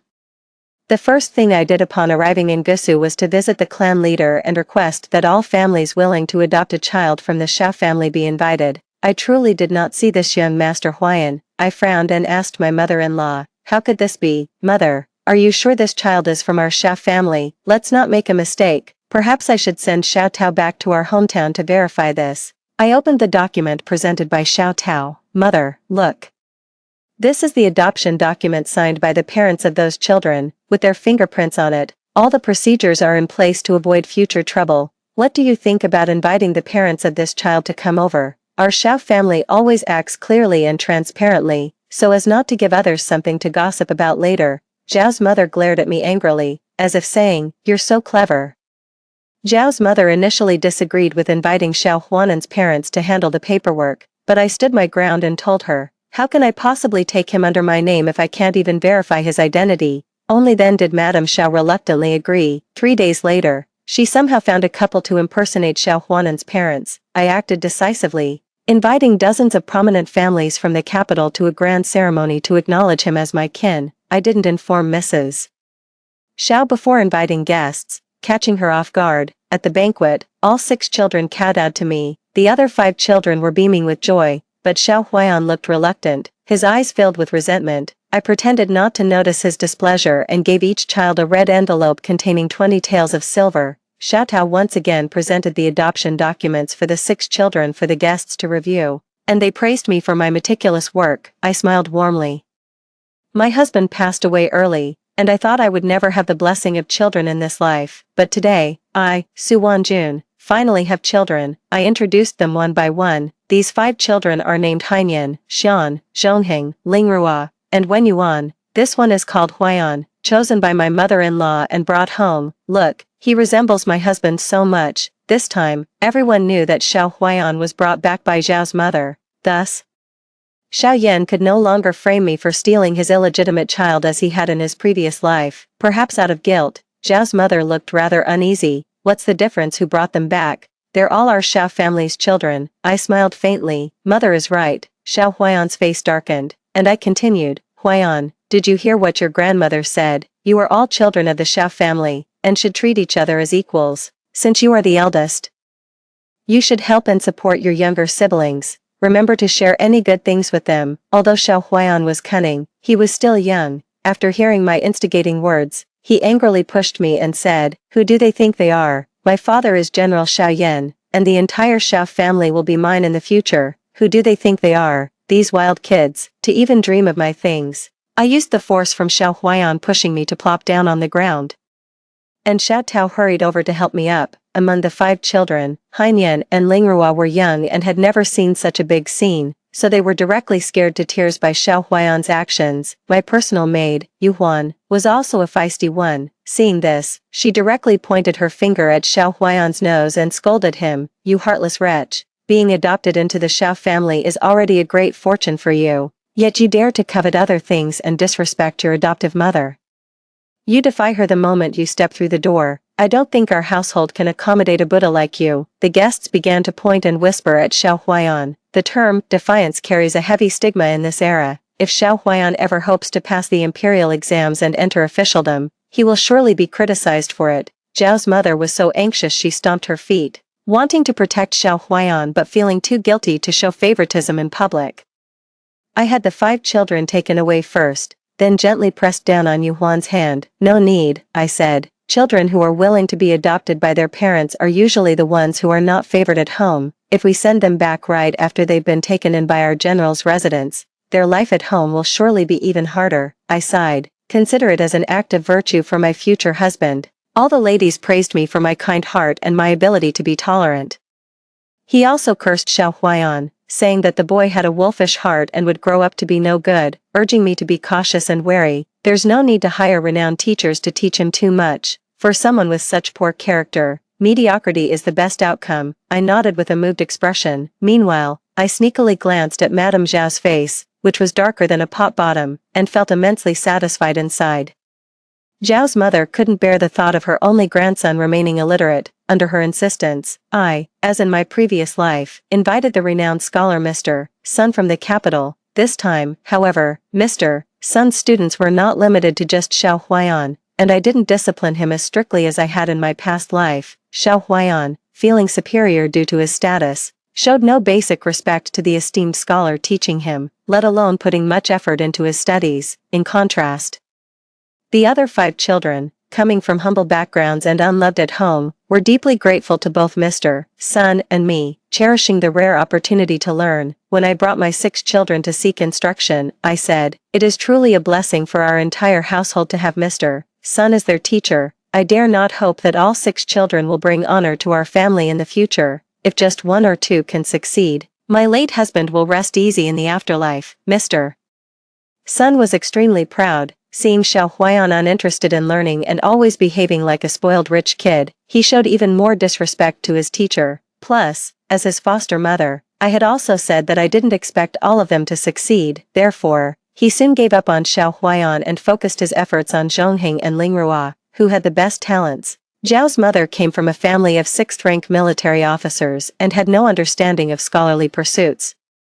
My father is the current grand tutor, and the Su family has produced 2 imperial tutors in succession, known for their integrity. Madame Xiao was quite satisfied with the virtue of me, her adoptive mother. After I invited Mr. Sun, she comfortably took on the role of a hands-off manager. 5 years later, Zhongheng, only 12 years old, passed the first examination and became the youngest scholar. At 11, Xiao Huaiyan still barely knew a few characters. Moreover, I deliberately placed many unscrupulous servants around Xiao Huaiyan, and at a young age, he had already picked up a host of bad habits, becoming a notorious young bully in the capital. When the news reached Madame Xiao, she stormed into my Minghua hall with Xiao Huaiyan, demanding an explanation. "Su Wanjun, how are you raising the child? I entrusted the entire household to you, and this is how you manage it. If you can't manage this household, you'd better return the authority to me sooner rather than later. I'll take care of these children for you." Watching the formidable Lady Xiao, I couldn't help but sneer inwardly. The reason Lady Xiao was willing to let me take charge of the household early on was simply because she believed Xiao Yan was gone, and the Xiao estate had become a money pit with no income. With my substantial dowry, I could just as well support her grandchildren and her extravagant lifestyle. Filling the void in the Xiao estate, trying to take advantage of me and also acting like the authoritative mother-in-law, not a chance. Well then, your daughter-in-law has indeed been feeling overwhelmed lately, and what you say makes sense. So from now on, I'll leave the management of the household to you. Seeing me say this, Mother Xiao was taken aback. She coughed awkwardly, feeling caught between a rock and a hard place. "I may have spoken too harshly just now. Please don't take it to heart. Wanjun, you've taught Zhongheng so well, yet Huaiyan doesn't even know the 4 books and 5 classics. Such favoritism will not reflect well on your reputation. In my opinion, Mr. Sun is just a name without substance. Hire a good tutor for Huaiyan and replace his maids and servants with those who are reliable and encouraging. As long as you treat everyone fairly, you can continue to manage this household." I demurred. "Mother, with 6 children to support in the household, expenses are already considerable. Hiring another tutor comparable to Mr. Sun would be a significant additional cost." Xiao Huaiyan, however, was not pleased. "Grandmother, please take back the household management. Don't let this wicked woman control it. She's not my real mother, so she's unwilling to spend money on me. Be quiet. Apologize to your mother right now." Zhao's mother shouted angrily. She still wanted Xiao Huaiyan to cozy up to me, hoping to gain more benefits from me. So how could she let him spout nonsense? Xiao Huaiyan glared at me with a sinister and venomous look. I seized the opportunity and said, "You see, it's not that I don't care about the child, it's just that he's beyond redemption. Everyone in the capital knows about Xiao Huaiyan's public defiance back then. Such a child, their parents are probably not good people either. Or they were born with a bad seed. As a daughter-in-law, I am incompetent and truly do not know how to guide them. Hearing this, Xiao Huiyan could no longer hold back and suddenly kicked towards me. Bitch, how dare you insult my parents? You're nothing but a whore who stole someone else's place, and you think you're qualified to lecture me. You drag your feet when it comes to hiring a tutor, and you're stingy with a few hundred taels of silver. When you're dead, this Xiao estate will all be mine. Xiao Huiyan's. Everyone in the mansion was horrified by the scene, and Xiao Tao rushed over to shield me tightly. How dare you? Take this insolent, disrespectful wretch away at once. As I had hoped, this life Xiao Huiyan, without my proper guidance, has grown into a selfish, violent, and cunningless person. Following the nature of his parents, I sat down on the ground, sobbing and pounding my chest with a handkerchief. For all these years, my Xiao family has provided you with good food and shelter, yet you repay us with such ingratitude. My mother merely scolded you a few times, and you want to hit me and even curse me to death. What a misfortune for our family, what a misfortune. The perceptive servants and maids in my courtyard have spread this news far and wide. As a widow of a hero, I have never remarried, diligently managing my husband's household, raising children who are not biologically mine, and even hiring renowned teachers. Thus, I had already earned a reputation for virtue in the capital over the past 2 years. When this news spread, the ladies and young women of the city all felt sorry for me. Xiao Huiyan's reputation also worsened. Using the excuse of being heartbroken, I handed over the household management duties properly, indifferent to any attempts by Xiao Yan's mother to persuade me otherwise. What I didn't expect was that 2 months later, one day, Xiao Tao suddenly told me that a woman claiming to have had a brief affair with Xiao Yan was standing at the gate of the Xiao residence, refusing to leave. By the time I arrived, the entrance was already packed with onlookers, 3 layers deep. The woman who claimed to have a connection with Xiao Yan was dressed in a pale yellow gown, her hair adorned with a simple pin. She stood gracefully at the gate of the Xiao residence, exuding a delicate and fragile demeanor. Although I had only caught a fleeting glimpse of her in a past life, I immediately recognized her as Li Yuanu, the woman who had made Xiao Yan forsake wealth, honor, and his military position. Seeing me emerge, Li Yuanu discreetly examined me from head to toe, her eyes betraying a subtle hint of jealousy. With tears in her eyes, she gracefully bowed and said, Yuanyang greets her elder sister. I apologize for my abrupt arrival today. She nudged the little girl beside her, who looked to be about 3 or 4 years old. I shouldn't have come uninvited, but this year Yuzhou has suffered a severe drought. Our family can't even afford to cook a meal, and even the adults are struggling to survive, let alone the children. Madam, as you can see, my daughter is almost 6 years old, yet she is still as small as a 3 or 4-year-old. As a mother, I feel utterly helpless and heartbroken. I cannot bear to see Xiao Lang's bloodline left to fend for itself. I beg you, sister, to show mercy. Schwanger, why haven't you paid your respects to the mistress yet? You've gained another mother from now on. Hearing this, the little girl named Schwanger tremblingly performed a somewhat awkward bow. This child was clearly born to Xiao Yan and Li Yuanu after his supposed death, yet they pretended she was his posthumous child. Li Yuanu's words seemed to be humble and submissive, but in fact, they were each a step closer to pressure.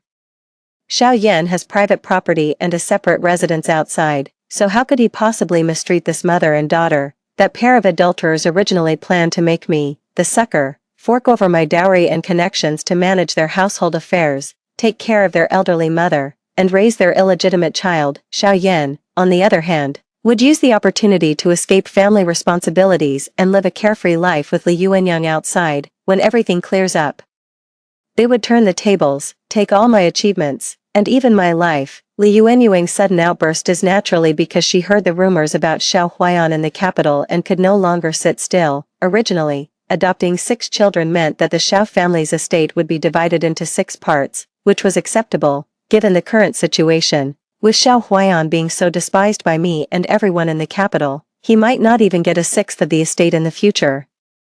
That's why Li Yuanyang rushed over with Xiao Yan's posthumous daughter. Isn't it said that the mistress of the Xiao household is kind-hearted? How come I see that she doesn't seem to want to bring in the only surviving bloodline of General Xiao? Exactly, and she just stood there watching a 2 or 3-year-old girl bow to her. I guess seeing is believing, and hearing is not always true. This mistress of the Xiao family might not be such a good person after all, many men say.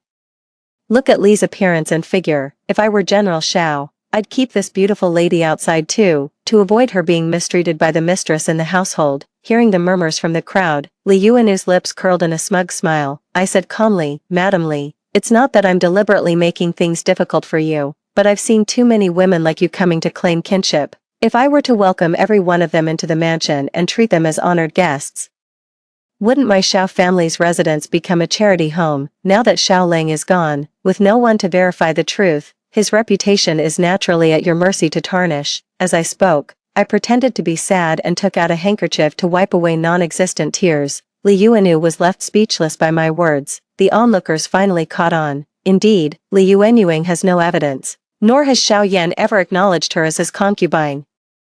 It's quite unreasonable for her to suddenly show up with her daughter claiming to be his wife. Li Yuanyuing frantically searched through her belongings. Xiao Huaiyan was brought out by my servant. Nonsense, you're the one tarnishing my father's reputation. I've lived in this mansion for so many years, and I've never seen any woman coming to claim kinship. Seeing this, I clutched my chest and said, what a curse, Huaiyan. Must you really oppose your mother? TSK. So this is the famous Xiao Huaiyan. Indeed, he lacks manners, not even greeting his stepmother upon meeting her. He immediately sides with outsiders. If I were Madame Xiao, I'd be furious. After all, she raised him for years, yet he values a random stranger more. Pleased, I smiled and instructed Xiao Tao to bring out 2 boxes, addressing Xiao Huaiyan and the crowd. How could such a disgraceful matter be known to you youngsters? This box contains the letters that have been sent to the Xiao residents over the years. Each letter claims a connection with my husband and alleges that they bore him children. The most outrageous even demanded that I send them 1,000 taels of silver annually to support the so-called Xiao lineage. This box holds tokens like jade pendants and waist badges. Everyone knows that my husband's twin beast cloud pendant was personally bestowed by the emperor and is one of a kind. Yet, I have received more than 3 of these twin beast cloud pendants. It's not that I mean to make things difficult, it's just that now that he is gone, if my husband knew from the afterlife, he would certainly not want his name tarnished. As I finished speaking, I saw Li Yuanu had already retrieved the double beast auspicious cloud pendant she carried with her. She was about to hand it over when she realized it was identical to the 3 jade pendants in my box, and she stood there awkwardly, at a loss. The onlookers below were all marveling in amazement. What a decline in morals. Who would have thought that so many unscrupulous people would slander the heroes of my great yen? It's no wonder they came up with such a lucrative scheme. No wonder my family, 3 generations of poor farmers, couldn't make any money. It's because we didn't have the thick skin of others. Madame Xiao, such a devious person must not be allowed to escape. She could very well be a spy sent by a foreign country to confuse the bloodline of our great Yan's war god. Yes, hurry and arrest her. Arrest her. Under the intense public outcry, I reluctantly arrested Li Yuanyuing. No matter how much Xiao Huaiyan threw a tantrum or cursed, it was futile. 3 days later, the Grand Court sent someone to inform Li Yuanu of the verdict. The experienced coroner quickly discovered that Li Yuanu's daughter, Xiao Hanshuang, was not yet 4 years old. Since Xiao Yan had passed away 5 years ago, Xiao Hanshuang could not possibly be his biological daughter. The messenger spoke respectfully. The official has already given Madame Li 20 lashes and will soon expel her from the capital. Madam, please rest assured. Such treacherous individuals will no longer tarnish your sight. I felt immensely satisfied and said, thank you for your efforts, esteemed officials. Xiao Tao, bring another cup of fine tea for Magistrate Zhang. Pack 2 boxes of crab powder pastries from Suxiangji for the official. Zhang Bo repeatedly expressed his gratitude. You vile woman, how dare you strike my mother? I will kill you. Xiao Huaiyan burst into the room, still holding a dagger. Zhang Bo's attendant behind him was a skilled martial artist, and in a few moves, he subdued the 11-year-old Xiao Huaiyan. Huaiyan, how dare you act out like this in front of our esteemed guest? I thought you were merely ill-mannered in front of your mother. Please forgive him, my lord, this child of mine. Alas, Zhang Bo waved his hand. Zhongheng passed the Shoucai exam at just 12 years old. His future is limitless. Who in the capital doesn't know that Madam is kind-hearted and a skilled educator? Just as one tree bears both sweet melons and crooked ones, let alone siblings from different fathers and mothers. Madam, there's no need to blame yourself. This child, however, is quite mischievous and doesn't seem like someone who would stay out of trouble. In the future, he might cause problems. If Madam needs, I can take him away and discipline him. How dare you? The visitor's voice was loud and resonant. Very familiar. How dare you, a mere clerk, judge my son's character? Xia Yan has arrived. Zhang Bo's legs were trembling like Xia Yan's reputation as a war god strikes fear in everyone in the Great Yin. What is this? Zhang Bo looked at me with a pleading gaze. Father. Xiao Huaiyan broke free from the servant's restraint and joyfully ran into Xiao Yan's arms. Xiao Huaiyan was overweight, already weighing over 100 pounds at the age of 11, nearly knocking Xiao Yan off his feet. It's this wicked woman, she didn't hire a good teacher for me and even wanted to have them take me away to discipline me. Su, how dare you, you abuse my son Xiao Yan, do you know your crime? Even after 5 years of wandering, the aura of a war god still emanated from Xiao Yan. Although all the servants in the mansion have been replaced by my people, they all remain as quiet as quails, not daring to breathe heavily. When they see the enraged Xiao Yan, Xiao Huaiyan, seeing that he now had someone to back him up, proudly raised his chin and looked at me. I let out a soft chuckle. Where did you come from, you impudent thing, to dare impersonate the name of my late husband? Truly, wealth moves the heart and clouds the mind. Everyone in the Great Yin knows that the war god Xiao Yan has been dead for 5 years. Back then, I couldn't believe he was dead. I even examined his body carefully to confirm that it was indeed Xiao Yan who was buried. The elders in the capital can all testify to this. Hearing my words, the people in the courtyard slightly straightened their necks and regained some composure. Indeed, everyone knows Xiao Yan is dead. Who knows what this random person popping up is supposed to be? And it seems you're ill-informed. This boy isn't my late husband's biological son. He was adopted by my mother-in-law from within the family. Not even if my late husband rose from the dead would he rebuke me, his lawful wife. Over an adopted son, having been reborn, I have grown accustomed to managing the front and back courtyards, no longer the gentle, indecisive, kind-hearted wife I once was. Xiao Yan was shocked by my decisive words, each one precise and piercing. You vile woman, how have you become such a shrew after just a few years? I waved my hand and declared, this man dares to impersonate our great Yan's war god, harboring malicious intent. Even more despicable than the likes of the Li family. Come. Quickly drag him away and send him to the Grand Court of Justice for Magistrate Lu to judge. Just as the servants in the mansion were about to step forward, Madame Xiao arrived. Stop, Su Wanjun, how ruthless you are, my child, let your mother take a good look. You've suffered outside. Xiao Yan knelt on one knee. I have failed you, mother. 5 years ago, after being wronged by treacherous people, I lost all my memories. Fortunately, I was saved by Mistress Yu, or I wouldn't be alive today. After giving birth to Shuang'er, life finally started to get a little easier, but then there was a drought in Yuzhou. Fortunately, my son remembered the past and quickly sent Yuan Yang to seek refuge with relatives. However, he has always suspected that Su Wanjun was behind the exposure of our whereabouts back then. That's why he instructed Yuan Yang not to reveal that I am still alive, just to say that she has a connection with me. Unfortunately, you encountered me. This wicked woman, who almost harmed them mother and daughter, isn't that right? I watched this mother and son perform so vividly in front of me that I couldn't help but clap and laugh. Xiao Yan clearly paused. You do have some self-awareness, mother. Quickly arrest this wicked woman. Madame Xiao looked frantic. I never expected that the Xiao household would raise a woman as vicious as you. What are all of you standing around for? Why don't you act? However, my authority in the household is well established, and no one dares to move. Even a maidservant advised Madame Xiao not to be deceived by the villain. Zhao's mother was so incensed that she brought in officials from the Yamen to perform a public blood-matching ceremony. The result goes without saying. The resurrection of a deceased second-rank general of the court is such a major event that it naturally had to be reported to the emperor. Adding to this, Xiao Yan publicly accused me of treason, so when Xiao Yan and his mother went to see the emperor, I was also bound and taken away in a carriage. They were rough, and in a few movements, my hair bun came undone. In contrast, Li Yuanyuing had changed into my newly made shoe brocade dress and wore the dong pearl hair ornaments I had just made, making her more beautiful than a flower, full of, just now, I called you sister. If you had obediently responded, it would have been fine. But you had to refuse a toast only to be forced to drink a forfeit. Su Wanjun, you've enjoyed so many years of fortune for me. It's time to return the position of Madame Xiao to me. Xiao Yan, upon seeing the emperor, knelt down with tears streaming down his face. Your Majesty, please forgive me for being late. After reminiscing with his ministers, the emperor's expression grew somewhat awkward. My actions over the years have been so proper and virtuous that everyone knows. And I have long been held up as a model of wifely virtue. The emperor and empress have bestowed 3 plaques upon me, but now, as soon as Xiao Yan returned to the capital, he brought a concubine to humiliate me. and even accused me of being the mastermind behind his military defeat and memory loss. Your Majesty, this wicked woman is skilled at sweet-talking and pretends to have a kind heart. You must not be deceived by her." Xiao Yan prostrated himself on the ground. The Deputy General Lin Zhongqin, who was by my side, was recommended by Su Wanjun. After the incident, Lin Zhongqin disappeared without a trace. I am certain that she is involved in this matter. Moreover, I recall that Su Wanjun is proficient in Xiongnu. If your Majesty doubts this, you can send someone to search her courtyard. Better safe than sorry. If Su Wanjun truly harbors malicious intentions, she could be a danger to our great Yen. The emperor was finally persuaded by Xiao Yan.